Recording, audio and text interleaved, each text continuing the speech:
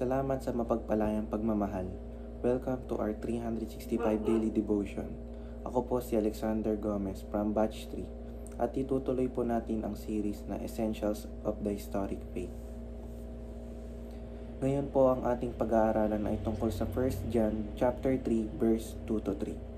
At buksan po natin ang ating puso at isip sa magandang salita ng Diyos.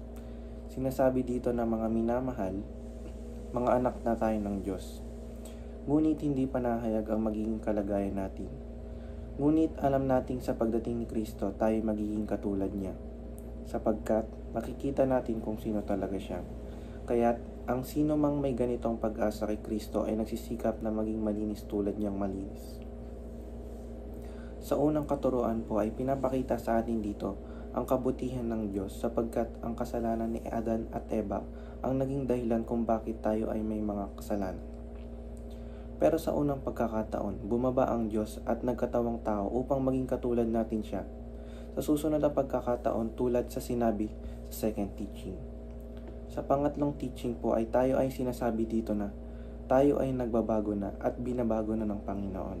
At iwasan na natin ang mga nakasanayang kasalanan na tulad ng mga bisyo o anumang di akma na naghahangad na makapunta sa kaharian ng Diyos. Sa realization ko po sa application ay hindi po pala tama ang Papa Jesus na term dahil sabi po sa devotion ay siya po ang eldest brother dahil siya ang firstborn brother ni God. At na-realize ko din po na hanggat di pa po natin siya nakita personally ay enjoy na po natin ang pagpe-fellowship sa Kanya through the Holy Spirit. Hindi lamang na pag-andyan siya ay tsaka lang tayo mag-fellowship.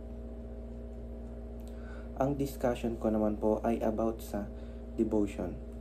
Ay sobrang halaga po sa akin ito dahil ang second coming of Christ para sa akin ay katuparan ng mga pangako ng Diyos at ito ay nagpapahiwatig ng tagumpay ng kabutihan laban sa kasamaan.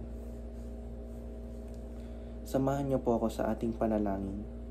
Lord God, forgive me for being less time to fellowship, devotions, prayer, and Bible reading. Forgive me for neglecting my fellowship with you. Thank you for the great love you have lavished on me by calling me your child as your child. You are conforming me to mature like Jesus. Someday, when Jesus comes back, I will become perfect just as Jesus is perfect. Thank you for the assurance of the blessed hope, the coming of my King and Savior, Jesus Christ. Amen.